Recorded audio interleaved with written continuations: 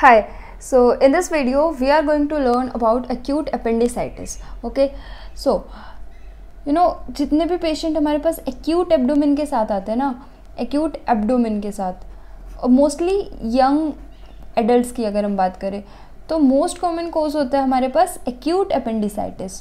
Okay, so this acute appendicitis very common condition और इसका जो ऑपरेशन होता है that is also the very common surgery performed.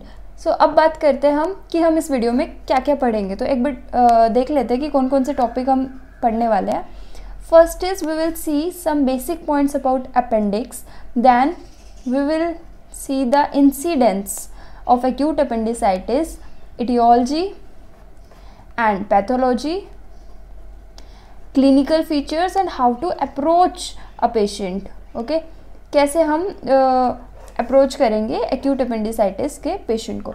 सो ये सारी चीज़ें हम पढ़ने वाले हैं. सो स्टार्ट करते हैं. सबसे पहले appendix. So what is appendix?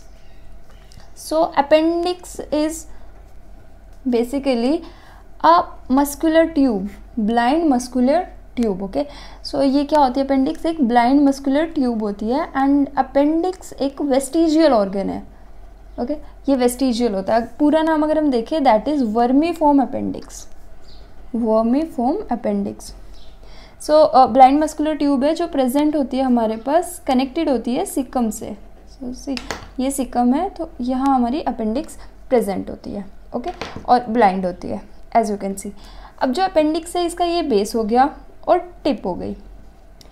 जो बेस होता है अपेंडिक्स का वो फिक्स्ड होता है, मतलब उसकी एक ही पोजीशन होती है, वो वहीं होता है. जबकि जो टिप है वो उसकी पोजीशन चेंज हो सकती है, दैट कैन रोटेट. ओके, सो हम बात करते हैं कि क्या क्या पोजीशन होती है. ये हमारे पास सिकम है. ओके, एंड ये हमारा इलियम है. तो ये जो पॉइंट है वो हमारा हो गया ileocaecal junction. Okay, this is ileocaecal wall बोल सकते हैं हम, और जंक्शन. सो यहाँ इलियोसिकल वॉल. इस इलियोसिकल से 2 सेंटीमीटर बिलो हमारा अपेंडिक्स का बेस होगा. ओके, अब जो ये बेस तो फिक्स हो गया 2 सेंटीमीटर नीचे इलियोसिकल वॉल से. अब जो ये टिप है ये इसकी पोजीशन वेरी कर सकती है. मोस्ट कॉमनली ये रिट्रोसिकल होती है. ओके, रिट्रोसिकल मीन सिकम के पीछे, बिहाइंड द सिकम. उसके अलावा ये प्री इलियल हो सकती है, इलियम के आगे, पोस्ट इलियल हो सकती है इसके पीछे, रिट्रोसिकल हो सकती है, राइट, एंड पेल्विक में भी हो सकती है. सो ये सारी हमारी पोजीशंस हो गई अपेंडिक्स की. अब बात करते हैं कि लेंथ कितनी होती है इस अपेंडिक्स की, कंप्लीट लेंथ. तो एवरेज 7.5 से 10 सेंटीमीटर इसकी लेंथ होती है. और इसका जो ल्यूमेन होता है वो इरेगुलर ल्यूमेन होता है अपेंडिक्स का. ओके, अगर हम बात करें इसकी हिस्टोलॉजी की कि हिस्टोलॉजी क्या होती है, तो सी हमारा जो ल्यूमेन है अपेंडिक्स का वो इरेगुलर हो गया. सबसे पहले होता है म्यूकोजा. ओके, देन हमारे पास सब म्यूकोजा होता है, दिस इज सब म्यूकोजा. देन हमारे पास होती है सर्कुलर मसल्स. ओके, सो ये लेयर्स की हम बात कर रहे हैं. म्यूकोजा हो गई, सब म्यूकोजा हो गई. यहाँ पे मस्कुलरिस म्यूकोजा है जिसमें सर्कुलर मसल्स है और लॉन्गिट्यूडनल मसल्स है. एंड सबसे बाहर हमारे पास क्या आ गया? सिरोसा. ओके, सो सिरोसा, मस्कुलरिस म्यूकोजा. अगर आउटसाइड से इन जाएंगे तो सब mucosa and mucosa. Okay, columnar epithelium होती है अगर हम यहाँ बात करें तो. और वन मोर थिंग, यहाँ म्यूकोजा में हमारे पास लिम्फोइड एग्रीगेशंस होते हैं. ओके, सो हमारे पास लिम्फोइड एग्रीगेशंस होते हैं अपेंडिक्स में. सो ये बात थी इसकी हिस्टोलॉजी की. अब हम बात करते हैं इंसिडेंट्स की. So these were some points about the appendix. Now let's move and हम बात करेंगे इंसिडेंट्स की. सो एक्यूट अपेंडिसाइटिस क्या होता है? Acute appendicitis means inflammation of appendix, right. इसके इंसिडेंट्स की हम बात करेंगे. बिफोर प्यूबर्टी अगर हम देखें तो मेल और फीमेल में इक्वल चांसेस होते हैं एक्यूट अपेंडिसाइटिस होने के. लेकिन अगर हम यंग एडल्ट की बात करें, मतलब हम बात करें 25 years around, like teen age, और हम 20s की बात करें तो मेल के अंदर इंसिडेंस ज़्यादा होते हैं और उसके बाद फिर से इंसिडेंस कम हो जाता है. ओके, नाउ हम बात करते हैं इटियोलॉजी की. सो हमारे पास कुछ रिस्क फैक्टर्स होते हैं. सो रिस्क फैक्टर्स हमारे पास क्या क्या है? First is low dietary intake. Okay, low dietary fiber, dietary fiber कम होना. Second one is the increase consumption of refined carbohydrate. Okay, so these both are the risk factors, और ये increase करता है एक्यूट अपेंडिसाइटिस के chances को. ना acute appendicitis की एज सच कोई थीसिस नहीं है कॉजेज़ की, but we can say that अगर हम इसके कॉजेज़ देखें तो 2 मेन होते हैं. वन इज़ द ऑब्स्ट्रक्शन, कि ल्यूमेन का ऑब्स्ट्रक्शन हो रहा है, देन इन्फेक्शन. अब ऑब्स्ट्रक्शन किस किस की वजह से हो सकता है? फिकोलिथ की वजह से ऑब्स्ट्रक्शन हो सकता है, और क्या लाइक किन किन की वजह से ऑब्स्ट्रक्शन हो सकता है? सो स्ट्रिक्चर्स की वजह से हो सकता है ऑब्स्ट्रक्शन, सिकल कार्सिनोमा की वजह से कंप्रेस करेगा अपेंडिक्स को और ऑब्स्ट्रक्शन हो सकता है, या फिर इंटेस्टाइनल पैरासाइट्स जैसे पिनवोम, उनकी वजह से भी ऑब्स्ट्रक्शन हो सकता है. और इन्फेक्शन जो है जनरली जो ऑर्गेनिजम्स होते हैं वो मिक्स्ड होते हैं, मतलब aerobic plus anaerobe, aerobes plus anaerobes organisms involve होते हैं हमारे एक्यूट अपेंडिसाइटिस में. अब हम बात करते हैं पैथोलॉजी की. ओके, सो पैथोलॉजी में हमारे पास या तो ऑब्स्ट्रक्शन हो सकता है या फिर इन्फेक्शन हो सकता है. ओके, तो कोई भी इन्फेक्शन होता है तो सबसे पहले क्या होता है? इन्फ्लेमेशन होती है. सो इन्फ्लेमेशन होगी, और हमने कहा यहाँ पर हमारे पास लिम्फोइड एग्रीगेशन है, तो लिम्फोइड हाइपरप्लेजिया होगा इन्फेक्शन की वजह से. Okay, so lymphoid hyperplasia and inflammation. अब इन्फ्लेमेशन से क्या होता है? इडीमा होता है, तो ल्यूमिनल ऑब्स्ट्रक्शन होगा, luminal obstruction will be there. Okay, obstruct हो रहा है ल्यूमिन, इन्फ्लेमेशन हो रही है, इडीमा हो रहा है. अब क्या होगा? म्यूकस सिक्रीट कर रहा है. ठीक है, जो म्यूकस सिक्रीशन है वो कंटिन्यूड रहेगा, तो कंटिन्यूअस म्यूकोजल सिक्रीशंस होते रहेंगे. उसके अलावा इन्फ्लामेटरी एक्सुडेट्स वहाँ डिपॉजिट होते रहेंगे. ओके, तो इन सब की वजह से क्या होगा? प्रेशर इंक्रीज होगा ल्यूमिन का. So intraluminal pressure will increase, intraluminal pressure increase होगा. एंड फर्दर और क्या होगा हमारे पास? जो हमारा लिम्फेटिक ड्रेनेज है, lymphatic drainage that will also obstruct. okay, so lymphatic drainage obstruct होगा. फर्दर और क्या चेंजेस आएंगे हमारे पास? म्यूकोजल अल्सरेशन होने लगेगी. इसकी वजह से, म्यूकोजल अल्सरेशन की वजह से जो बैक्टीरिया का ट्रांसलोकेशन होगा, और हमारे पास जो इन्फेक्शन है वो म्यूकोजा से, जैसे हमने कहा ये ल्यूमेन है हमारा, म्यूकोजा, सब म्यूकोजा. सो म्यूकोजल अल्सरेशन की वजह से हमारा सब म्यूकोजा के अंदर बैक्टीरिया ट्रांसलोकेट होने लगेगा. राइट नाउ इस टाइम पे हमारे पास 3 सिचुएशन हो सकती है. हो सकता है कि ये पूरा इन्फेक्शन जो है रिजॉल्व कर जाए स्पॉन्टेनियसली, या हो सकता है एंटीबायोटिक्स की वजह से रिजॉल्व कर जाए, या फिर हो सकता है कि सिम्टम्स जो है वर्सन करें कंडीशन और ठीक ना हो इस स्टेज पे. तो आगे क्या होगा हमारे पास? So next is will see, हमारे पास लिम्फेटिक ऑब्स्ट्रक्शन हो चुका है. Next is venous obstruction. Okay, so patient को क्या होगा? Venous obstruction and ischemia will occur. Okay, so ischemia और वीनस ऑब्स्ट्रक्शन की वजह से हमारा फर्दर बैक्टीरियल इन्वेजन होगा. सो मस्कुलरिस म्यूकोजा तक हमारा बैक्टीरिया मूव करेगा. सी, ये हमने ल्यूमेन बात किया, म्यूकोजा की बात की, सब म्यूकोजा एंड मस्कुलरिस म्यूकोजा. बाहर हमारे पास मसल है. राइट, तो हमारे पास ट्रांसलोकेट करेगा, इन्फेक्शन यहाँ तक मूव करेगा. अब क्या चांसेस हैं? इस्चीमिया हो चुका है. ओके, अब chances are very high gangrene and perforation can occur. Right, gangrene और परफोरेशन हो सकता है, क्योंकि as you can see complete ulceration हो रही है, इस्चीमिया हो रहा है, ऑब्स्ट्रक्ट हो रहा है, ल्यूमिन का प्रेशर इंक्रीज हो रहा है. ओके, और बैक्टीरिया इन्वेड कर रहा है. सो परफोरेशन के चांसेस बहुत है. Now at this condition what next can happen? So bacteria यहाँ से बाहर जा सकता है. Right, so peritonitis can occur. Now peritonitis जो है इसमें बहुत सारे रिस्क फैक्टर्स होते हैं, जिसमें पेरिटोनाइटिस होने के चांसेस इंक्रीज हो जाते हैं। सो वो कौन कौन से हैं? फर्स्ट इज एज, अगर एज ज़्यादा है, ओके, इम्यूनो कंप्रेशन है पेशेंट को, इम्यूनो कंप्रेसिव पेशेंट है, देन प्रीवियस एब्डोमिनल सर्जरी हुई है पेशेंट की, या फिर डायबिटीज़ है। सो इन सारी कंडीशन में पेरिटोनाइटिस के चांसेस इंक्रीज हो जाते हैं, ओके। उसके अलावा यहाँ हमारे पास गैंग्रीन परफोरेशन हो रखा था, you know this is caecum, appendix है और अपेंडिक्स इन्फ्लेम्ड है। सो आसपास हमारे पास क्या है? लूप्स ऑफ स्मॉल इंटेस्टाइन है, राइट, और ग्रेटर ओमेंटम है। तो चांसेस आर वेरी हाई कि ये अडेयर करे, ओके। तो adherence of loop of small intestine and greater omentum हो सकता है, स्प्रेड करेगा इसकी वजह से, और paracecal abscess can form, okay. So ये सारे के सारे हमारे पास कॉम्प्लिकेशंस हो सकती है। नाउ जो अपेंडिक्स है, कई बार क्या होता है कि इन्फेक्शन जो है वो रिजोल्व कर जाए अपेंडिक्स का, ओके। सो अपेंडिक्स अगर मान लो इन्फेक्शन रिजोल्व कर गया एंड अपेंडिक्स स्टिल डिस्टेंडेड है और म्यूकस फिल्ड है, डिस्टेंडेड और म्यूकस फिल्ड, तो हम इस सिचुएशन और इस कंडीशन को क्या कहेंगे?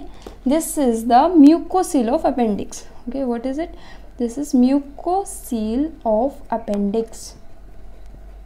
अब हम बात करते हैं क्लिनिकल फीचर्स की। सो क्लिनिकल फीचर्स की हम बात करते हैं। सो एक्यूट अपेंडिसाइटिस में जो क्लिनिकल फीचर्स होते हैं, these are pain. First is the pen.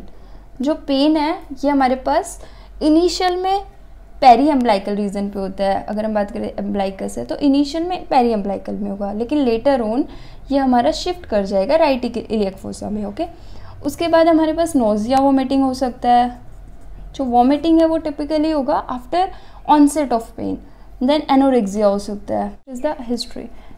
History is very important. तो हिस्ट्री में हमें क्या पूछेंगे? पेन के बारे में, ओके। सो पेन जैसा ही बताया हमने कि इनिशियली जो पेन होगा वो हमारा पेरी एम्ब्लाइकल रीजन पे होगा, ओके। और ये विसरल पेन होगा, पेरी एम्ब्लाइकल रीजन पे होगा, विसरल पेन होगा, पुअरली लोकलाइज्ड होगा और डल पेन होगा, राइट। ये क्यों होता है? क्योंकि मिड गट डिस्कम्फर्ट की वजह से होता है, क्योंकि इनिशियली जो अपेंडिक्स होता है वो उसको प्रीकर्सर, मिड गट है उसका प्रीकर्सर, राइट। सो इसलिए हमारे पास पुअरली लोकलाइज्ड डल एक्किंग पेन होता है मिड गट डिस्कम्फर्ट की वजह से। देन बाद में ये पेन जो है शिफ्ट कर जाता है कहाँ? राइट इलियक फोसा में। This time this is the somatic pain. पहले विसरल था, अब ये सोमेटिक हो रहा है, ओके। ये लोकलाइज्ड पेन होता है एंड कॉन्स्टेंट पेन होता है, ओके, पेरिटोनियल इरिटेशन की वजह से। So this is happening due to the peritoneal irritation, क्योंकि अपेंडिक्स इन्फ्लेम्ड होगी जिसकी वजह से पेरिटोनियल इरिटेशन होगी, ओके। नव जो पेन होता है वो इंक्रीज होता है कफिंग। अगर हम पेशेंट को कहेंगे कफ करने के लिए तो ये पेन जो है वो इंक्रीज करेगा, ओके। इसके अलावा सडन मूवमेंट्स करने पे भी पेन इंक्रीज करेगा। तो पेन की history very important. Then vomiting, nausea, anorexia, ये सारी हिस्ट्री। उसके बाद बात करते हैं एग्जामिनेशन की। सो हम एग्जामिनेशन की बात करते हैं तो examination you all know, general examination. Then general examination में आप अपीयरेंस देखोगे, टेकीकार्डिया, सारे वाइटल्स चेक करोगे, ओके। पेशेंट को जनरली टेकीकार्डिया होता है, पायरेक्सिया हो सकता है, टेम्परेचर इंक्रीज हो सकता है पेशेंट का। सो ये सारी चीज़ें आपको नोट करनी है। Then patient are important. Palpation very important. इसमें हमारे पास कुछ साइंस होते हैं जिनके बेसिस पे डायग्नोसिस होता है। सो अपेंडिसाइटिस के पेशेंट में क्लिनिकली डायग्नोसिस होता है, ओके। क्लिनिकल डायग्नोसिस है ये मेनली। नाउ इंस्पेक्शन में हम क्या देखेंगे? डिक्रीज रेस्पिरेटरी मूवमेंट्स मिलेंगे हमें, ओके।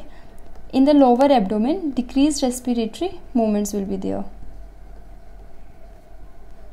उसके अलावा हमारे पास एक होता है पॉइंटिंग साइन। पॉइंटिंग साइन में क्या है?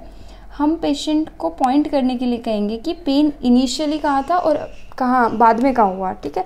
तो पॉइंट करेगा अम्ब्लाइकस पे। First patient will point towards the umbilicus और इसके बाद फिर वो बताएगा राइट इलियक फोसा में। So this is the pointing sign. में हम सुपरफिशियल पाल्पेशन और डीप पाल्पेशन करते हैं। इसके अंदर हमारे कुछ पॉइंट्स हैं। So first point is tenderness, okay. यहाँ क्या होता है?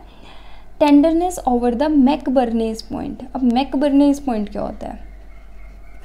हम एक लाइन ड्रॉ करते हैं जो कि हमारे अम्बलाइकस को ASIS से जोड़ती है। Okay, so umbilicus to the ASIS, यहाँ से ASIS से 1/3 डिस्टेंस पे जो पॉइंट है that is the McBurney's point, right. इस पॉइंट पर टेंडरनेस मिलेगी हमें, this is the tenderness at McBurney's point, this is very important. Now second is the rebound tenderness. अगर हम पेशेंट को बोलेंगे कफ करने के लिए, ओके, या फिर हम जेंटल परकस भी कर सकते हैं at the point of tenderness, तो हमें rebound tenderness will see. Now third is the Rovsing's sign. यहाँ क्या होता है, इफ़ यू पाल्पेट, हम पाल्पेट करेंगे पेशेंट को, राइट, और हम left side left iliac fossa deep palpate करेंगे। Okay, so on deep palpating the left iliac fossa, right iliac fossa में उसको पेन होगा, so this is the Rovsing's sign. Okay, now next is the स्वास sign. यहाँ क्या होता है स्वास साइन में, जनरली इन्फ्लेम्ड जो अपेंडिक्स है वो रेस्ट करती है स्वास मसल पर। अब पेन से रिलीफ पाने के लिए पेशेंट लाई डाउन करेगा कि इसमें फ्लेक्स्ड, जो अपने राइट हिप को फ्लेक्स्ड पोजीशन में रखेगा। Okay, so this is the स्वास साइन, क्योंकि श्वास पेन से रिलीफ होने के लिए, क्योंकि श्वास को रिलैक्स करने के लिए वो फ्लेक्स्ड पोजीशन में रहेगा, जिसकी वजह से उसे पेन रिलीफ होगा। और ये सब क्यों होता है, क्योंकि जो इन्फ्लेम्ड अपेंडिक्स है वो लाई करती है श्वास मसल पर। This is the psoas sign. Now the last sign is the obturator sign. यहाँ क्या होता है कि ऑब्चुरेटर इंटरनस जो हमारे पास उसका स्पाज्म होता है। Okay, spasm of obturator internus, ये पेन कोज करेगा। Obturator internus, this will cause pain in the hypogastrium. So हम एक मैन्योर करेंगे, क्या करेंगे, हम हिप को फ्लेक्स्ड और इंटरनली रोटेट करेंगे, flexed and internally rotation. Okay, so जब हम हिप को फ्लेक्स्ड और इंटरनली रोटेट करेंगे तो हमारे पास क्या होगा, स्पाज्म ऑफ ऑब्चुरेटर इंटरनस होगा, and this will cause pain in the hypogastrium. Okay, this is obturator sign. So ये हाइपोगैस्ट्रियम में पेन कोज करेगा, pain in hypogastrium, obturator sinus. So to assist diagnosis we have scoring system, और जो हमारे पास widely use scoring system है वो है एल्वेराडो system और मेंट्रल स्कोर। सो लेट्स सी ये मेंट्रल स्कोर और एल्वेराडो स्कोर क्या है। सो यहाँ पर हम स्कोरिंग करते हैं सिम्टम साइंस के बेसिस पे। ओके, सिम्टम्स और साइंस दोनों के बेसिस पे हम स्कोरिंग करेंगे। सो सी मेंट्रल के नाम से ही है, we first write MANTRELS. Okay, now हमारे पास 3 सिम्टम है जहाँ these 3 are symptoms, these 3 are signs and ये 2 लैब इन्वेस्टिगेशन है। सो 3 सिम्टम्स हैं, साइन एंड लैब इन्वेस्टिगेशन। सो हम इनको पॉइंट करते हैं, सारे जितना मतलब हम इन्हें स्कोर करते हैं, सबको 1-1 स्कोर है। पहले ये देखते हैं ये क्या क्या होता है। सो फर्स्ट एम से क्या है, सिम्टम है। सिम्टम हमारे पास कौन कौन से थे, पेन था, anorexia, nausea, vomiting. Okay, so M से है माइग्रेटरी पेन, ए से एनोरेक्सिया एंड एन से नोजिया, वॉमिटिंग, राइट। साइन कौन कौन से थे हमारे पास, टेंडरनेस था मैकबर्नेज पॉइंट पर, then rebound tenderness, okay, and we have elevated temperature, pyrexia मतलब। देन लैब इन्वेस्टिगेशन में we have the leucocytosis and shift to left, okay, neutrophils का। अब ये हमारे पास स्कोरिंग सिस्टम है, सबकी स्कोरिंग 1-1 है, हम सबको 1-1 स्कोर कर रहे हैं। जो सबसे इंपॉर्टेंट है, first one is the tenderness at the McBurney's, this is very important, and leukocytosis, ये lab investigation, these two are important. So इनको हमने 2 पॉइंट दिया है, बाकी सबको हमने 1 पॉइंट दिया है। Okay, 1 point. अब हम टोटल स्कोरिंग कर लेंगे पेशेंट की, फिर हमारे पास जो स्कोर आएगा, ये टोटल स्कोर है 10। ओके, जो भी स्कोर आएगा उसके बेसिस पर हम आगे फर्दर स्टेप लेंगे। सो अगर हमारे पास 7 से ज़्यादा स्कोर है, 7 या 7 से ज़्यादा है, तो हम सीधा ऑपरेशन के लिए जाएंगे, अपेंडिसेक्टमी। और if we have the score like 5 to 6 है, तो हम क्या करेंगे, एब्डोमिनल अल्ट्रासोनोग्राफी और CCT करेंगे कंफर्म करने के लिए। ओके, नाउ हमारे पास कुछ इन्वेस्टिगेशंस भी होती है जो प्री ऑप हम कराते हैं। क्या होती है, नॉर्मली जो रूटीन होती है, लाइक CBC होता है एंड हमारे पास यूरिन एनालिसिस होता है। ओके, इसके अलावा कुछ सेलेक्टिव इन्वेस्टिगेशंस है, जैसे प्रेगनेंसी टेस्ट करेंगे हम, अगर हमारे पास फीमेल है और ऐसी कोई हिस्ट्री दे रही है या फिर रिप्रोडक्टिव एज में है, उसके बाद यूरिया एंड इलेक्ट्रोलाइट्स। सो ये सारे सेलेक्टिव हैं, मतलब सारे के सारे असेस करेंगे और डॉक्टर पे डिपेंड कर रहा होता है कि कौन कौन सी इन्वेस्टिगेशन करानी है। दीज आर इम्पोर्टेंट, मतलब these are must, like CBC and urine. Okay, और ये हम रूल आउट करने के लिए अकॉर्डिंगली इन्वेस्टिगेशन कराएंगे, like supine, abdominal X ray, ultrasonography abdomen की, और CCT। सो ये these are selective. Okay, so this is all about acute appendicitis. Now we are left with management part that we will discuss in the next video. Thank you.